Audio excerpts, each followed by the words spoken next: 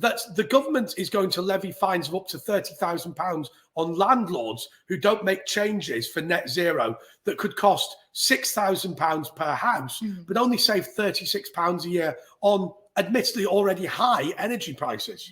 I know. So therefore, the landlords are in a very difficult position because they can't justify passing on the cost to their tenants, that because the savings are so small. Who's going to benefit from this? It's going to be all the compliance people and the people doing the fulfillment of the double glazing and stuff like that. But a lot of houses have got preservation orders on them or just aren't suitable for double glazing, underfloor heating and stuff like that. You know, we've got lots of old houses in this country.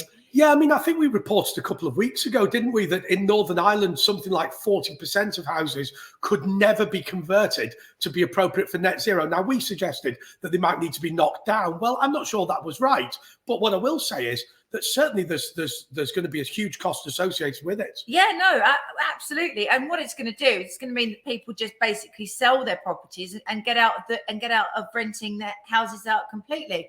And what's that going to do? It's going to push up costs, isn't it, for normal people who who can't not in a position to buy yet are then going to be unable to get hold of rental properties. That it does seem very, very strange, all of this. It's almost like the government wants us to be reliant completely on them, because if you have no private landlords, because they've already made it very difficult for private landlords, haven't they, with all the red tape and making evictions more difficult, we're going to be reliant on the government to house us if we can't afford to buy a property.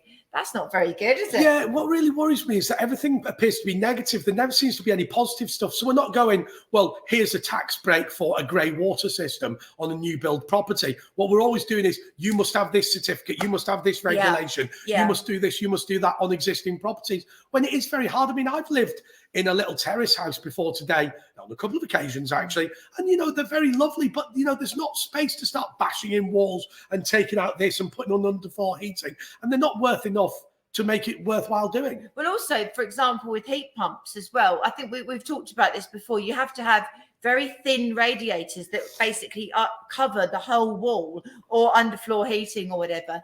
And that's just not suitable for almost all properties in the United Kingdom. Again, another target, another thing that you have to go along with that seems just nonsensical, not net zero, nonsensical.